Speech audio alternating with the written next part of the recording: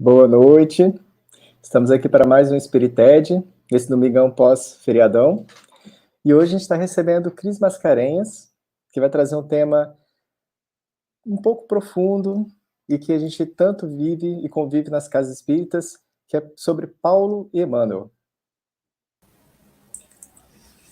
Boa noite, Gabriel. Boa noite, Obrigada tudo bom? pelo convite, tudo bem?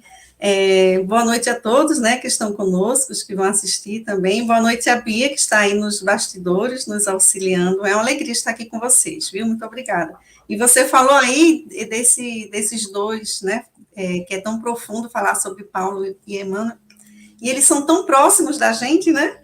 Muito próximos. Quase que diariamente nos ensinamentos, então é uma alegria. Boa noite, Marcelo, o irmãozinho aí, já está conosco, do NEP. Bacana. Cris, fica à vontade para a sua explanação. Dentro de 20 minutos eu retorno aqui para a gente bater um papo. Então tá bom. Até já. Se quiser ficar aí também, tá ótimo. Tranquilo. Então, gente, vamos saber quem é um pouquinho Emmanuel, rapidamente, são 20 minutinhos só, né, para a gente abrir para um bate-papo. Então, a gente fala um pouquinho de Emmanuel, fala um pouquinho de Paulo, de Tasso, e onde é que a vida desses dois se cruzam e o que é que eles têm em comum, né, para a gente aprender, que a ideia é essa. Eles são muito íntimos, né? Nós muito falamos sobre Paulo, sobre Emmanuel, mas parece ser inesgotável, assim, todo o conhecimento, o amor que eles transbordam, os ensinamentos, né? Então, eu pensei algumas nuances deles, já que a gente não tem condições, né, de abordar uma história deles. E aí eu vou começar com o Emmanuel, né? O Emmanuel que a gente conhece muito por conta da coleção Fonte Viva, por conta dos 1.016 comentários que ele faz de versículos do Evangelho, né? A contribuição é enorme. Inclusive, há uma versão inglesa que foi premiada pela excelente contribuição que ele traz para o entendimento da Boa Nova, do Evangelho, trazida para toda a humanidade. E o interessante é que essa comissão julgadora, ela não tinha nenhum espírita. Então, isso é uma coisa muito interessante, né? Então, eu vou trazer aqui para vocês, nesse livro, gente, Chico Xavier e Emmanuel, de Sueli Caldas Schubert, ela vai aqui citar um outro livro para falar sobre Emmanuel. E ela vai trazer aqui o livro Amor e Sabedoria de Emmanuel, que quem escreveu foi o Clóvis Tavares.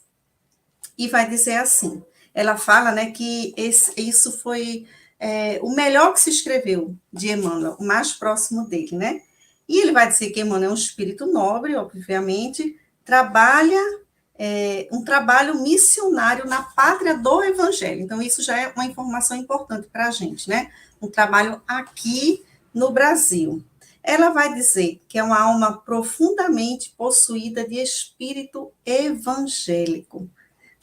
E, através de inúmeras formas, ele, com essas informações, nos ajudando a compreender os versículos, a traduzir, a trazer para o dia a dia de uma maneira muito prática, né? Porque ele traz a prática, ele convida a gente para a prática nos comentários dele. Dessa maneira, ele ampara, ele conforta e esclarece uma legião de criaturas aflitas e torturadas, ou seja, para os filhos do Calvário, né? E Emmanuel é responsável por toda a obra, foi o coordenador, supervisor de toda a obra de Chico Xavier. Mas há algo muito interessante que Chico contou sobre Emmanuel. Ele vai dizer que o Emmanuel se intitula como pregador de cartazes do reino. Ou seja, ele vai dizer, inclusive, que para uma festa que ele mesmo ainda não foi convidado pessoalmente. Então, traz aqui a simplicidade, a humildade de Emmanuel no seu trabalho junto ao Evangelho, que nós sabemos que é um trabalho de vários espíritos, né? E uma coisa interessante também que eu queria trazer, que está aqui nesse livro, é porque a gente sempre vê um Emmanuel meio duro com Chico, né? Chico é aquela doçura de pessoa, e Emmanuel interpreta Paulo assim como Paulo interpreta o Cristo. Isso, exatamente. Maravilhosa contribuição, Marcelo.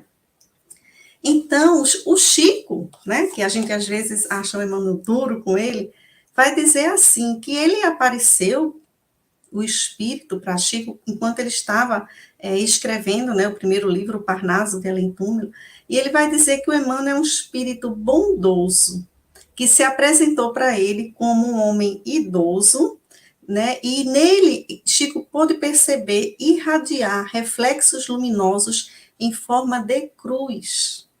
E a gente sabe que o Emmanuel teve essa vertente para o messianato dentro da Igreja Católica, né? Como o padre Manuel da Nóbrega no Brasil. Então, ele vai dizer que o Emmanuel diz que pretende colaborar com a difusão da filosofia espiritualista. Emmanuel atravessa fronteiras, né? Mas os nossos espíritos encontram-se unidos pelos laços mais santos da vida. Então, ele tinha uma relação com Chico estreita, de várias encarnações, de séculos, né? Então, é uma parceria realmente que vem se desenvolvendo ao longo dos séculos. E o Chico vai dizer que essa promessa de Emmanuel, ela se concretizou, que Emmanuel realmente não mediu esforços, nunca deixou de cumprir integralmente essa missão a qual ele se disponibilizou. E ele vai dizer o seguinte também de Emmanuel, que ele sempre respondeu através dos livros, das perguntas, como no Pinga Fogo, a todos com muita tolerância, afabilidade e doçura, tratando sempre todos os problemas com o máximo respeito pela liberdade e pelas ideias do outro. Então, a gente vê aqui um Emmanuel um pouquinho diferente do que a gente pensa, né? Aquele Emmanuel sisudo, né? Que não é dócil, que é muito exigente, né? Que Chico, disciplina, disciplina, disciplina, né? Mas por trás disso tem esse ser muito especial, né? A gente lembra que Emmanuel esteve na personalidade de Públio Lentulus, contemporâneo de Jesus, também como seu próprio avô, que também tinha o nome de Públio Lentulus, né, duas gerações antes, e sabemos que o Emmanuel, então, Públio Lentulus, ele desperdiçou aquele momento do encontro com Jesus, né, que foi em favor de sua filha, Flávia, pedido pela esposa Lívia, uma grande oportunidade de ali, como disse Jesus, economizar séculos e séculos, né, de sofrimento. Ele poderia ter realmente antecipado. Bom, ele vai encontrar, ainda nessa encarnação, inclusive, o nosso querido Saulo, e achei interessante trazer para vocês, porque naquela época era muito comum mudar de nome quando mudava de vida, assim como dentro da Igreja Católica a gente vê, né, as pessoas que fazem os votos mudam o nome. E aí o Saulo, que vem de Saul, quer dizer mensageiro, quer dizer aquele que foi muito desejado, que foi pedido insistentemente, ou aquele que foi conseguido através de orações. Então a gente lembra que Jesus fala do vaso escolhido. Lembrando que escolhido é o que está pronto, né, para a missão. E Paulus quer dizer pequeno diante de Deus, né? Essa mudança que fazia referência a uma nova vida adotada. E ele se coloca nessa situação.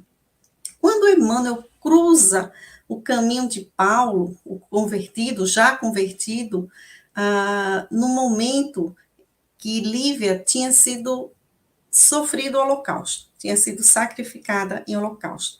E ele estava atormentado. Paulo ia passando por um local onde ele estava pregando, né, conversando com pessoas, já numa aparência muito diferente daquele belo homem, né, atleta, sem dente, né, já tinha passado por muitas surras, muitos problemas, torturas.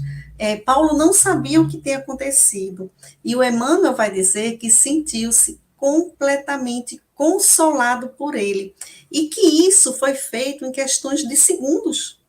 Em 30 segundos, Paulo conseguiu acolher o Emmanuel com toda aquela grandeza do seu ser, com todo o seu amor, né? Então a gente vai vendo aí que a grande obra desses ícones é o amor, realmente, né? Então, o Emmanuel, na personalidade de Públio, morre lá em Pompeia, né? E é ajudado por Paulo, inclusive, na espiritualidade. Por quê? Aí não é por acaso que os dois vão seguindo juntos. Paulo começa a ter a missão de resgatar as inteligências transviadas do Cristo. Olha só. Por que isso, né? Boa noite, Carolina. Paulo foi à estrada de Damasco para Emmanuel. Isso, exatamente. Excelente conexão, né? Analogia. É isso mesmo. Então, Paulo tinha experiência nisso. Paulo tinha sido um Saulo, assim como Públio Lentos, ali preso às tradições, tinham uma vida, eles queriam ter uma vida reta, observantes da Torá. Não conheciam ainda o amor. Então, Paulo ficou com essa missão, né, de trabalhar justamente com essas mentes que precisavam ser resgatadas. Neio Lúcio, no livro Colheita do Bem, ele também vai fazer um comentário muito importante, muito significativo sobre Emmanuel. Porque Emmanuel depois aparece na personalidade de um escravo chamado Nestório, no livro Ave Cristo, que faz parte daqueles 5 livros, né, dos romances de Emmanuel com Chico Xavier.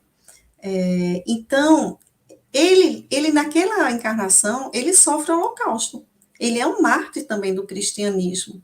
Mas o Neo Lúcio vai falar que Emmanuel diz que apenas na reencarnação, 15 séculos depois, como Padre Manuel da Nóbrega, no Brasil, com os silvícolas, com os simples, foi que ele compreendeu as palavras do Evangelho. Então, nós vamos perceber aí um resgate da simplicidade, da dimensão do sentimento, que é onde o Evangelho permeia, onde ele trabalha dentro da gente. Por isso que Emmanuel consegue nos trazer as verdades, as interpretações de uma forma tão objetiva e tão simples, que parece, a gente fica impressionado, como é que a gente não percebeu aquilo que ele estava falando para a gente, né, Ione? Então, provavelmente dessa convivência. E ele vai dizer, olha que interessante, o fato da gente se sacrificar, e aí Paulo vai trazer isso nas cartas dele aos Coríntios, ele vai dizer que não adianta nada se não tiver o amor. Ele se sacrificou pela ideia, ele se sacrificou por Jesus, obviamente, mas pelaquela ideia que ele já tinha internalizado, mas faltava o amor. Foi com o amor que ele conseguiu realmente se entregar a Jesus. Né? Isso é muito bonito e muito significante. Então, é quando Jesus nasce para Emmanuel mesmo, para o evangelizador Emmanuel. Emmanuel é o nosso maior evangelizador, né? E tem um pesquisador chamado Charles Sainte-Foy, eu acho que é essa pronúncia em francês, que vai dizer, ele faz um estudo, ele não é espírita, e ele vai dizer que o padre Manuel da Nóbrega está para o Brasil, assim como Paulo esteve para aquela rota na Europa, no Oriente, que ele fez.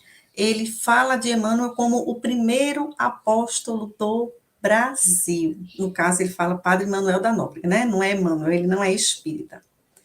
Então, essa é uma história de companheirismo, eles começam a ficar muito juntos, né, nesse resgate. O Padre Manuel da Nóbrega, quando funda a cidade de São Paulo, a megalópole, né, de onde está falando aí, está acompanhando a gente, nosso querido Marcelo, ele prorroga a inauguração para janeiro, para poder coincidir com o aniversário de Paulo. E o Neio Lúcio vai dizer que viu o convertido de Damasco à distância, viu Paulo à distância, né? E Paulo vai fazer o seguinte comentário: a gente quer as glórias do mundo, isso na dimensão espiritual, essa conversa. E Paulo vai fazer uma reflexão: não é evangelizar os outros, é se evangelizar, valorizar os chamados. né? Então, isso é uma primeira mensagem que a gente tem que pensar. É para nós, sempre é conosco e nunca com o outro, né? O Emmanuel, o Chico, vai dizer também que quando ele começa a escrever Paulo Estevão, diz que Emmanuel não sabia o que fazer, porque a quantidade de espíritos que chegaram querendo dar contribuição, querendo falar de Paulo, do quanto Paulo os consolou, do quanto Paulo amou, ajudou, todos aqueles beneficiados querendo participar, ter voz, né? No livro, Paulo Estevão disse que Emmanuel não sabia o que fazer, literalmente, né? Com toda aquela multidão. E Emmanuel vai fazer um comentário muito lindo no livro Paulo Estevão, que ele vai dizer assim, que não se trata de uma biografia simplesmente, o Paulo Estevão, mas que fala de um coração extraordinário, que se levantou das lutas humanas para seguir o Cristo, num esforço incessante. E ele vai também chamar atenção para Estevão, assim como nosso amigo Marcelo disse que, olha, não poderia um sem o outro, também não poderia Paulo sem Estevão. Emmanuel Paulo também, o Paulo sem o Estevão, né? Que ele faz parte. Ó. Sem Estevão não teríamos Paulo de Tarso, falando de uma lei de cooperação. Que aí a gente sabe que é todo o entorno.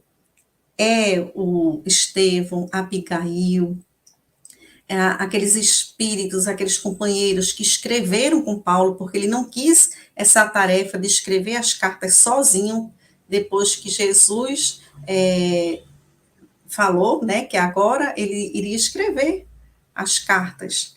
Então, isso é muito importante, assim como Emmanuel também contou na obra de Chico, com um grupo de espíritos encarnados e desencarnados, fazendo parte ambas histórias desses dois queridos, Emmanuel e Paulo, de um planejamento já na espiritualidade, né? E envolvendo muita gente, muita. Ninguém faz nada sozinho, né? Isso é um primeiro aprendizado para a gente.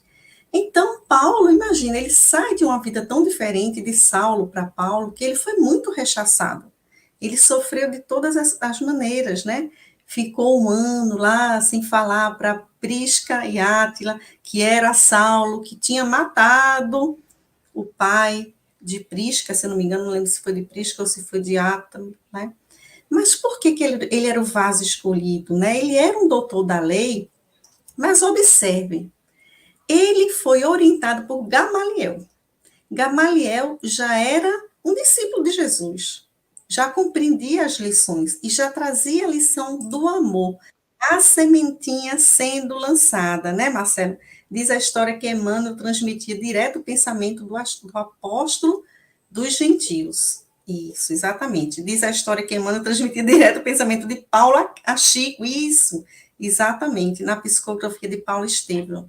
E uma questão muito interessante, né, porque apresentava-se na frente do médium de Chico cenas. E Sueli Caldas Schubert vai dizer no livro, nesse livro mesmo, Chico e Emmanuel, que a tortura que esses dois espíritos passavam, tanto o Emmanuel quanto o Chico, boa noite, Jupira, para que isso acontecesse era muito grande. Eles se agrediam. O Emmanuel tinha que descer, né? Chico se elevar para poder, assistindo aquelas cenas, compreender. Ele nunca conseguia também, isso é dito pelo Chico Xavier, interpretar como queria o que ele estava vendo. Ainda era muito pouco, né? A gente tem uma limitação, um arcabouço limitado, o próprio cérebro da gente, o idioma, a linguagem, né? A gente não tem palavras suficientes e altura do evangelho. Então, a dificuldade, assim, é uma história realmente de renúncia, de sacrifícios incessantes. Fora isso, Paulo tinha 3 mundos dentro dele. Ele tinha Roma, ele tinha várias cidadanias, né? Roma, que significava a justiça, ele tinha Jerusalém, que era o amor a Deus e ao próximo, e a Grécia, que era o conhecimento e a ciência, né? Então, na questão 1009 do Livro dos Espíritos, ele vai dizer o seguinte, porque ele contribui no Livro dos Espíritos, no Evangelho, ele, Emmanuel, né? Gravitar para a unidade divina, eis o fim da humanidade.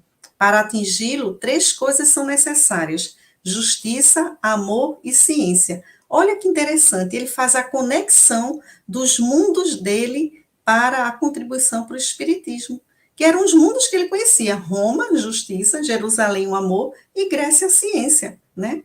3 coisas lhe são opostas e contrárias. Aí o aviso para a gente: a ignorância, o ódio e a injustiça. Então, é como se fosse uma plataforma de governo, né? Paulo encontra, Públio conhece Jesus presencialmente. Paulo conhece Jesus em espírito. Isso muda muito a visão dele, ele seguia Jesus. E isso o torna, muitas vezes, incompreendido. Então, por exemplo, quando ele fala de circuncisão, ele traz de uma maneira muito forte, porque o Cristo dele é o Cristo Espírito. Então, ele vai dizer, de nada adianta, não serve para nada a circuncisão, porque a vida é do Espírito. O que interessa para Jesus é a questão do Espírito. Então, isso foi muito mal entendido, né? Assim, essa maneira dele pensar. E aí eu quero trazer, para finalizar aqui, né, para a gente trazer o nosso amigo Gabriel voltar aqui para conversar com a gente conversar com vocês também, né? O Emmanuel se refere a Paulo como um campeão do Evangelho, e Lucas, um grande amigo de Paulo, companheiro de todas as horas, financia a campanha, escreve Evangelho, escreve cartas sob a orientação dele. Diante de alguns feitos de Paulo, ele vai dizer: poucos fatos me comoveram tanto no mundo como este. Registrarei este fato. E aí o que é que Paulo diz? Não, Lucas, não escreva sobre virtudes que eu ainda não tenho. Fale das perseguições que eu fiz e do convite de Jesus nas portas de Damasco. Então, nós vamos ver pontos em comum agora, desses 2 amigos, né? Primeiro, ai, que bom que chegou, Gabriel. A gente tem uns pontinhos aqui para discutir. Olha, o que é que eles têm em comum, que a gente pode fazer as reflexões agora em cima, né? Primeiro, ambos orgulhosos, vaidosos, né? Mas, porém, calcados aonde? Na ignorância deles mesmos. Eles tinham virtudes, disciplina, lealdade à lei, à Torá, eram retos nesse sentido, eram cultos. Ambos também passaram por uma cegueira. Paulo passa pela cegueira da luz de Jesus, Emmanuel é ferido, né, como escravo e fica cego também. E aí a gente entende que se trata de uma cegueira moral, né, de uma cegueira ainda do espírito, que eles precisam passar. Ambos rejeitaram Jesus por ser o Nazareno, por não ser aquele guerreiro que viria para submeter as demais nações, né? Negavam a felicidade. Porém, ambos também, quando caíram em si e convertidos pelo amor, Emmanuel a Lívia, Paulo a Abigail, o amor que toca é o amor que transforma a gente. Eles se tornam totalmente fiéis a Jesus. E de que forma? Amando a criatura, amando aos irmãos. É assim que eles são fiéis a Jesus, né? E outro ponto é a humildade.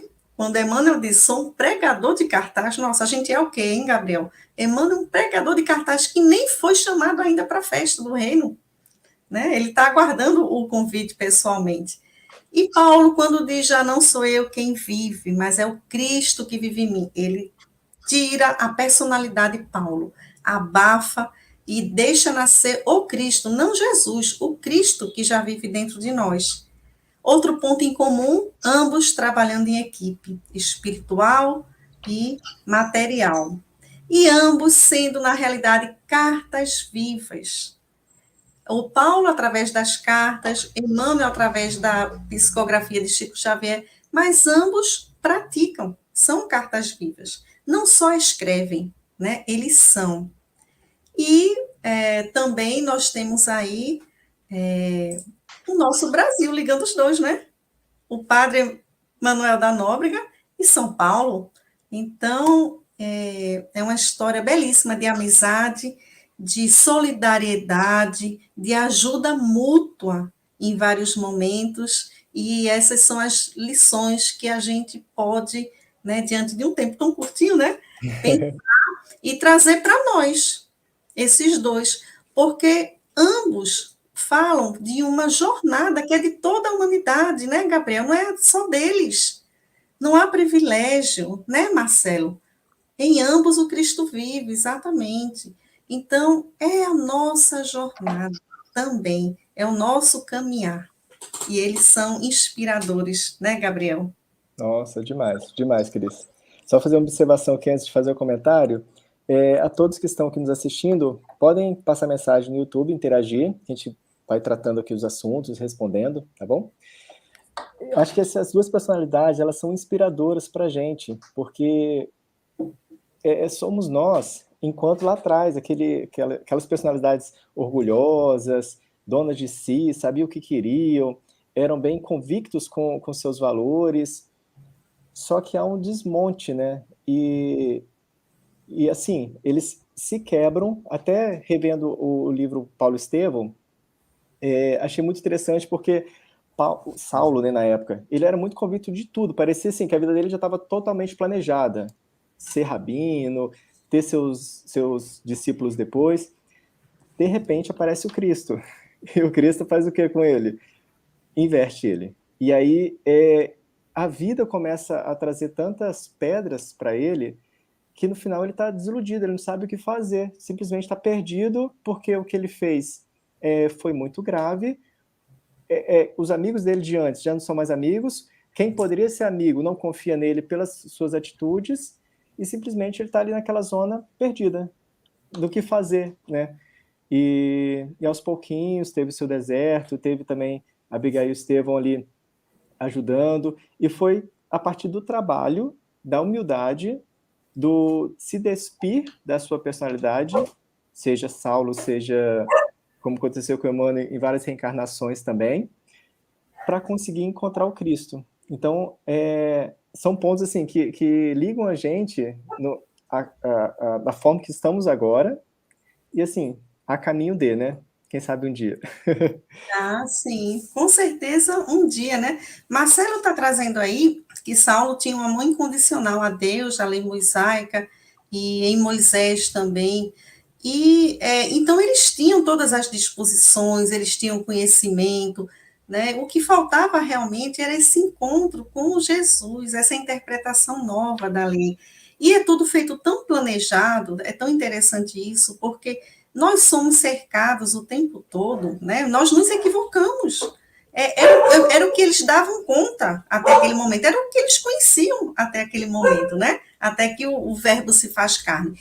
Então, é tão interessante porque são colocadas sempre na nossa vida também, gente, porque Jesus e Deus cuida da gente como cuidou de Paulo naquele momento, de Emmanuel da mesma forma. São colocadas pessoas chaves que fazem parte da programação para nos amparar, para nos alertar, nos despertar, assim como Paulo teve o amor de Abigail, o Estevão com aquela lição, né, maravilhosa na hora da morte, o Emmanuel, Lívia, né, a gente vê que essas pessoas, elas estão ao nosso redor. Às vezes, aparentemente com algozes, mas estão nos trazendo lições, nos preparando para aquele grande encontro, né? Onde cai a ficha realmente. Por isso que a gente diz que é uma transformação que é feita passo a passo, né? Que ela tem uma culminância, ela tem uma representação em algum momento, mas que vai sendo construída e que em nenhum momento estivemos nem estamos desamparados. Estamos deixando de ser orientados, de ter contato de alguma forma. Deus vai trabalhando através das próprias criaturas. E aí mostra por que a importância de amar-vos uns aos outros como eu vos amei. Né? Ama o próximo como a ti mesmo. É com o outro, é se relacionando que a gente vai crescendo. Só que a gente não presta atenção. No nosso orgulho, a gente acha que a gente é que está sempre para ensinar. Né? A gente está sempre para mostrar, para fazer, né? A cultura da gente foi muito isso, né? Quem é valorizado, aquele que faz, que acontece, mesmo que haja com dureza, né? Nunca é valorizado o que cala, o que escuta, o que é amoroso, o que não levanta a voz, né? É o que fala muito, é o que determina. A sociedade foi tratando a gente dessa maneira, desde criança, né? Desde criança a gente é obrigado a dizer assim, o que é que você vai ser quando crescer, e tem que ser médico, tem que ser isso, tem que ser aquilo, Coisas né? materiais, né? Ter casa, carro. Exatamente, exatamente. Então, assim, a gente tem que, essa compreensão que a gente tem com relação a eles, o que levou eles até aquele momento, é o que também nos trouxe até o momento atual nosso, né? O que a gente teve de oportunidade, de experiências, isso faz com que a gente compreenda e também não fique no sentimento de, nossa, realmente eu sou horrível, eu não presto, eu demoro, eu não vou ter. Todos temos as mesmas oportunidades. E Não, teremos sempre, né, Gabriel? tem uma coisa boa, assim, se eu já sei que eu sou mal, já tem como me consertar. O problema é quando a gente não sabe, né? E esse é o detalhe do que você falou. A todo momento, a gente é cercado por pessoas, temos uma rede que atua na nossa evolução, seja talvez na minha consideração é uma coisa ruim, ou uma coisa boa, ou uma pessoa que às vezes eu não vou muito com a cara da pessoa, mas ela está atuando na minha evolução. Então, se tivermos ouvidos para ouvir, iremos evoluir, iremos escutar, iremos ser amparados. O problema é quando a gente não se conecta com a espiritualidade amiga para fazer não esses desvios de caminho, mas essas persistências, às vezes, que uma pedrinha que aparece é só uma pedrinha. Você pula e prossigamos.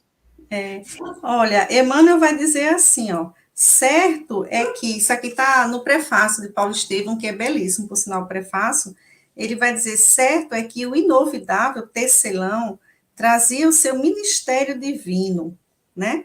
E foi tão lindo esse aprendizado também, assim como Jesus aprendeu a carpintaria, o ofício do pai, que era muito importante para o judeu, era uma questão de honra. Honrar também o pai era ter a profissão do pai, né? Ele iria ser conhecido como Jesus ben José, o carpinteiro.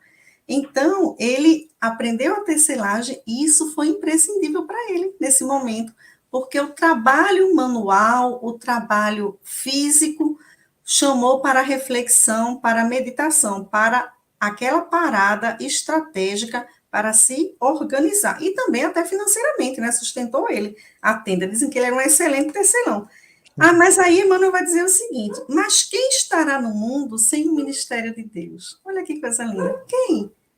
Todos nós temos um ministério, né, de Deus, que é onde nós estamos. Não importa o tamanho, para Deus não faz diferença. Se vai ter fama, se não vai, o tamanho, se é pequeno, se é grande, não importa. O que importa é se você está fazendo o que você tem que fazer no lugar onde você está, com as pessoas que você está. Acabou-se. Sim, É isso que importa, né? com certeza. Cris, eu gostaria que você comentasse um pouco daqueles 4 verbos de ação que Abigail falou com Saulo. Saulo era Saulo ainda. Não, eu estava pensando se já era Paulo, mas era Saulo ainda. Quando ele estava lá no desespero dele, que ela falou para ele amar, trabalhar, esperar e perdoar. Isso, Você pode comentar exatamente. um pouquinho sobre para gente? Vamos comentar que isso é tão lindo, né? Isso aí virou uma plataforma de vida dele, né? E virou o quê? Um projeto também, né? Porque ele vai perguntar assim: que fazer para adquirir a compreensão perfeita dos desígnios de Deus? A resposta é ama. Ou seja, o quê? Observa, vê a lei, que é de amor, que é de caridade, né? O amor, ele não, na cultura judaica, sabe, Gabriel e amigos, não é só um sentimento, é uma ação. Então, quem ama, pratica. É como conhecer. Se o judeu diz assim, eu conheço a lei, se ele não pratica, ele não diz que conhece. Ele fica calado. Porque conhecer está lhe obrigando a praticar. Olha só que interessante, né? E aí ele vai perguntar como fazer para a alma alcançar Jesus. E ela vai dizer: trabalha. trabalhar o quê? Não trabalhar só fora, mas trabalhar as virtudes. Trabalho na gente, no espírito da gente. Né? A gente se reorganizar, a gente desenvolver as virtudes. E aí ele continua: que providências adotar contra o desânimo destruidor? E ela vai dizer: espera, né? Ou seja, paciência. O desânimo é tão interessante, tem uma fábula bem engraçada, judaica também, sobre o desânimo. Diz que o Satanás, né, nosso amigo opositor, na realidade, que ficou com esse nome, que ele resolveu fazer uma promoção na loja dele. E aí ele colocou vários pacotes. Num, ele colocou assassinato, furto, estupro, coisas horrorosas. Mas tinha um pacote maior, muito bonito, dourado e com um valor muito superior aos demais. E lá estava escrito desânimo. A pessoa, né, uma pessoa interessada disse assim: olha, mas por que que esse é tão caro e esse que está num pacote tão especial, né? E o diabo vai dizer o seguinte: porque é por ele que eu conquisto todos os outros. Eu chego sem que seja percebido, sem alarde. Aos pouquinhos a pessoa vai se entregando. E aí eu vou caminhando para os demais e consigo. Olha só, a necessidade da gente vigiar, né, de prestar atenção, porque começa, a gente sabe que a obsessão começa sutil, né? Sim. Um cansacinho, uma dor de cabeça, e aí O vai. desânimo nos leva à inação, né? E é Ao falta não de fazer. ânimo, falta de vida, né? Exatamente. E por último, né, ele vai perguntar como conciliar as lições do evangelho com a indiferença dos homens. Olha, ele preocupado com o outro, com o externo, com o que está fora, né? Que foi justamente o que ele aprendeu, né? Lembra que no início ele aprendeu, né? Isso que evangelizar não é evangelizar o outro, é se evangelizar, né? Aí ela vai dizer, perdoa, que aí é realmente a lição derradeira, né? Difícil, que tanto chocou os judeus naquela época, né? Jesus estava praticamente blasfemando quando pedia para perdoar o inimigo, ainda mais, né? E aí ele traz isso muito forte, essa lição, abraçando a todos, né? Ele tenta a reconciliação, vai visitar o pai, né? Vai na casa do pai, o pai ele é abandonado. E se a gente prestar atenção, é tudo que a gente passa. Né? Quando a gente resolve seguir Jesus, as pessoas começam a criticar, acham que você está uma pessoa muito fraca, que não tem pulso, a gente sofre às vezes de uma solidão, né? A gente mesmo não se sente tão à vontade em certas conversas, em certos ambientes, que a gente não compartilha mais daquela vibração, né? Então, os afastamentos. Então, isso tudo que eles passaram, a vida deles, é importante a gente se aproximar, porque em qualquer, desculpa, dimensão, né, tirando as proporções, a gente vai passar o mesmo. A gente passa as mesmas coisas. Então, como eles passaram? Olha aí as inquietações que ele trouxe, o que ele achava mais difícil, né? E ela foi trazendo essas quatro palavras: ama,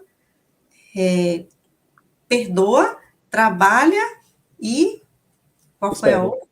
Espera. Espere. De esperar. Olha, a Esperança. esperar talvez seja, nossa, porque quando a gente espera, esse esperar dela é de esperança, não é de esperar sentado sem fazer nada. Esse esperar é depois que eu já fiz tudo que tinha que fazer, eu fiz minha parte. Mas eu também não posso invadir o espaço do outro, não posso fazer proselitismo, né? Eu não posso passar por cima de lei. Então, esse esperar, eu estou atado, sem mais ter o que fazer, impotente. Aí, para quem que eu vou entregar? Para Deus. Sim. O esperar significa a entrega a Deus. E Aqui é só. difícil. Aquela situação do Francisco, né? Francisco de Assis, quando chegou na porta de um mosteiro e a pessoa não abriu, estava nevasca, assim, muito frio. Naquela hora ele começou a pular e o discípulo dele perguntou: mas Francisco, e agora? O que a gente vai fazer? E o Francisco, todo feliz: agora a gente está na mão de Deus. Simples É, assim. você vê que os médicos, eles dizem isso, né? Quando realmente na medicina eles não encontram mais nenhuma solução, eles chamam a família, e a maioria deles diz exatamente isso. Olha, do ponto de vista da medicina, tudo já foi feito, agora é entregar a Deus. Né? Eles dizem isso. Com E aí é certeza. quando a gente está, na melhor situação. Mas são desafios assim que a gente vai tendo, até no Dia das Crianças, aconteceu uma situação em família, que a gente vai tentando se trabalhar, né? Trabalhar nosso orgulho, trabalhar nosso egoísmo, né? Que a Uhum. gente tá no centro espírita, que nós somos espíritas, que já conseguimos realizar tudo certinho. A gente estava na fila para pegar uma pipoca, e isso tinha duas crianças na nossa frente. Uma terceira criança entrou na fila, junto com esses dois. Uhum. Naquela hora eu falei assim, vai levar, né? Deixa quieto. Vai demorar o quê? 5 segundos para pegar uma pipoca, eu vou pegar depois. Eu tava com as minhas filhas. Nisso a minha mais nova, de 6 anos, olha para cima, papai, você não vai fazer nada? Ele cortou a fila. E aquilo eu fiquei, o que eu faço agora? Falar para a criança sair por causa de uma pipoca, 5 segundos? O que eu falo Uma para ela? criança, né? Tipo Uma assim, criança. tá lesando a gente, mas não é lesar. Então, sim, a gente vai tendo nossos desafios no dia a dia, com a nossa família, com nossos amigos, no trânsito, na escola, no trabalho.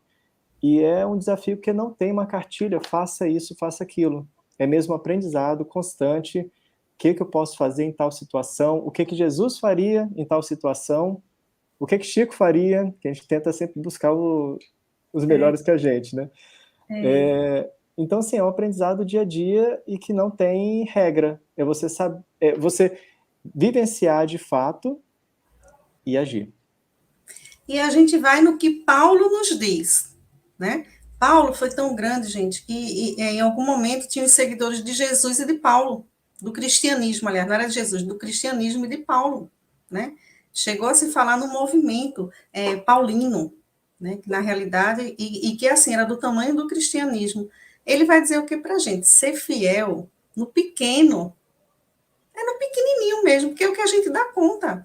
Esses pequenos episódios, eventos que acontecem, é nele que a gente vai, né, cada vez mais, a gente vai trabalhando, vai treinando para os grandes desafios, quando eles acontecerem. Né? A gente sempre tem a oportunidade desses pequenos desafios para se fortalecer para os maiores. E assim foi com todos, né? E sempre Sim. será, porque as ovelhas do Pai foram entregues a Jesus, né? E ele estará com a gente até o final dos erros, palavra dele, né? Como não confiar? Todas as palavras de Jesus são de vida eterna, se concretizam, né? Então a gente tem essa certeza do caminhar com ele, né? Do estar com ele e desse encontro, né? Que a gente tem pequenos encontros, a gente às vezes espera algo tão magnífico, grande, né? Mas a gente vai tendo pequenos encontros, pequenas felicidades, alegrias no caminho. Imagine se a gente tivesse só desgraça na vida da gente, né? A bondade é tão grande que mesmo a gente, talvez, precisando de passar assim, né, em sequência por várias, mas a gente tem intervalos, né? É cíclico, a gente tem aqueles momentos de tranquilidade para poder se reerguer, né, para poder respirar, se preparar para uma próxima situação, desafio, para um próximo aprendizado, né? E Sim. sempre vão ter esses aprendizados. Às vezes o trabalho é pequeno, né? Como foi Alcione em Renúncia. Não era grandioso, era um trabalho num ciclo familiar, pequeno, simples. Um Olha, espírito super elevado e, assim, o trabalho era aquela coisinha pequena, né? exato, dentro de casa, o recado de Emmanuel, né? Dentro de casa. Como que nós iríamos conhecer uma Alcione, uma heroína, se não fosse através de Emmanuel? Se ele não tivesse escrito, a gente não queria saber, porque foi uma vida comum, do ponto de vista material, comum dentro de casa. Sim. Nada de excepcional, nenhuma visibilidade mundial, nada. E uma das lições mais belas de renúncia, realmente, não é como diz do livro que a gente conhece, assim, foi a estada dela, né? E uma coisa interessante, você tocou aqui, em renúncia, em Alcione, qual foi o motivo que ela teve para vir à Terra, né, passar por isso tudo, se apequenhar novamente, né, uma atmosfera densa. Qual foi o motivo que ela teve? Que os bons espíritos mais evoluídos sempre têm, e por isso eles nunca nos abandonam. O afeto. O afeto, ou seja, no final das contas, é o amor que salva a gente, né? É o amor que fez ela querer esse desafio, mesmo sendo alertada pelo guia espiritual dela. Olha, o negócio lá é pesado. Tem certeza? Tem certeza, né? Mas ela aceita por amor. Sim. E ela vai ali conviver naquela situação, não diretamente, né, com aquele amor, mas ali pelo lado, né, pelo entorno, dando mensagens de amor para ele, estando por perto simplesmente, não diretamente, né, se separaram e tal, ele se casa com outra, mas por ali dando a mensagem, amparando do mesmo jeito. Então, ela salva, ele é salvo pelo amor também. E ela também, né, quando ela enfrenta aqueles desafios e sai exitosa dessa encarnação, né, dessa encarnação que ela teve. Então, é sempre o amor, né, que salva, sempre é o amor que vai unir, que vai juntar, que vai fazer esse roteiro, né, que a espiritualidade faz, não sei como, que dá conta de pegar um que reencarnou antes, o outro depois, e não devia, e junta, mas tem que se encontrar, aí agora só vai dar daqui a X encarnações, porque se desencontrar. Menino, nossa, é uma novela mexicana, a gente pode dizer, né? Para E até a poder Teia fazer. tá de volta junto, né? Cada oportunidade é única. Então, quanto mais a gente tentar andar nesse roteiro que Jesus deixou para a gente, todos nós, vai ser muito mais fácil a gente caminhar mais junto, por mais tempo, não se distanciar tanto um do outro, né? Para não desencontrar. Porque é muito triste uma encarnação onde você vem só com desafetos, por exemplo, numa família, ou então numa situação em que você é o intruso naquela família, você não tem afinidade, né? E aquela família às vezes tem a missão de justamente acolher você e lhe ensinar algumas coisas, mas você se sente internamente, de todo jeito, sozinho, né? Porque não são aqueles seus afetos que você conhecia, e você vai se, mesmo junto com pessoas sendo amparado, você vai se sentir uma solidão, uma saudade, não sei de quê, né? Então, isso é um motivo que a gente tem para a gente poder, né? Poxa vida, eu quero estar cada vez melhor, né? Para poder estar sempre com os meus afetos, né? Trabalhando junto, né? Encurtar aí essa distância, esse tempo, né? É o que a gente espera, que a gente busca. Então, uma pergunta para a gente finalizar, que seria mais uma opinião sua, que eu tinha separado aqui, vendo pelo tema que a gente trabalha hoje, Paulo e Emmanuel. Uhum, Paulo e Estevão tiveram uma posição relevante na disseminação do cristianismo. Paulo foi passando por cidade em cidade, criando igrejas, escrevendo cartas. Talvez o cristianismo tivesse sido tão divulgado e a gente ter conhecido se não fosse o trabalho dos dois. Você coloca o trabalho de Chico Xavier e Emmanuel nesse mesmo patamar na divulgação do espiritismo, ou você acha que mesmo sem os dois seríamos espíritas hoje? olha, essas 5 obras de Emmanuel, o que ele traz, os comentários, são desdobramentos do Pentateuco kardeciano. É muito importante. E como nós iríamos compreender o Novo Testamento, as mensagens de Jesus, sem as interpretações, as traduções, eu diria, de Emmanuel, que chegam hoje a qualquer lugar do mundo. Veja, ele foi premiado uma tradução inglesa que saiu, mas o prêmio foi nos Estados Unidos, por uma equipe de jogadores que não tinha nenhum espírita, como a pessoa que mais contribuiu para o esclarecimento da mensagem de Jesus para a humanidade. Então, as proporções são diferentes, né? As situações são muito diferentes, mas ambos evangelizadores, né? Não é à toa que os dois estão juntos.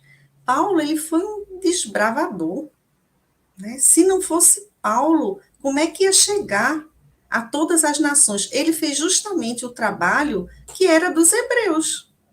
A proposta de Jesus de nascer no povo hebreu, no meio, ali na Palestina, é que aquele povo se agrupou porque tinha uma religiosidade, já era monoteísta. Então, era um terreno fértil para disseminar para as outras nações. Israel tem um sentido bíblico de todas as nações, não é só Israel, parte geográfica. Mas eles não fizeram. E Paulo, o gentil, faz esse trabalho, né, de uma maneira incrível. No final, já não dando conta, porque era humanamente impossível, Jesus diz, escreve as cartas. E é o que Emmanuel faz. É o As pregador, né? cartas, Pregador de cartaz. é o pregadeiro de cartaz, é isso que ele faz, né, através de Chico Xavier, dessa parceria que ele tem com Chico, que, né, nós temos notícias que é a filha dele, né, naquele momento em que ele estava, que ele era contemporâneo de Jesus, o Públio, a Flávia, né, Uhum. seria o Chico Xavier. A gente gosta de fofoca espírita, né? A gente gosta dessas coisinhas, né? Não é importante, o importante é a obra, mas algumas informaçõezinhas, né, que vão chegando. Então, assim, não dá para mensurar, né? Porque o evangelho sendo também sentimento, evangelho é sentimento, como se mede o sentimento, né?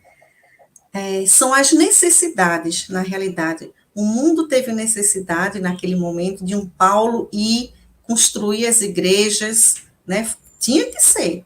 E agora as igrejas estão aí, mas estão precisando dessa mensagem esmiuçada, e que Emmanuel é esse carteiro agora que faz. Ambos são cartas, né? Ambos trabalharam com cartas e ambos são a própria carta, que é o melhor de tudo, né? Ambos são amorosos, né? Eu fiz questão de trazer aquela partezinha ali do livro, de Sueli Caldas Schubert, que traz esse Emmanuel dócil, bondoso, um senhor Linguagem idoso, que se simples, né? apresenta. A gente acha ele senador romano, né? Aquela empáfia, aquela foto dele, e as palavras, né, duras com Chico, duras, mas amorosas, do ponto de vista do próprio Chico, né? Sentimento do Chico. Com certeza. Bom, fechamos aqui então. Passamos até um pouquinho do horário, mas um papo bom, vale a pena, né? Sempre. Cris, Obrigada, viu, Gabriel, pela companhia, pelo convite, mais uma vez. Obrigada aos amigos que estavam aqui com a gente também. a gente agradece muito a sua presença. Muito obrigado, que fique para as próximas, trazer um novo tema para a gente. E faço o convite também para o próximo Spirited, dia 29/10. A gente vai ter aqui a Bia e Caroline no podcast com o assunto Vós Sois Deuses. Esperamos todo mundo aqui. Cris, mais uma vez, muito obrigado. Fiquem com E Deus. encerramos aqui o nosso Spirited de hoje. Um abraço, gente.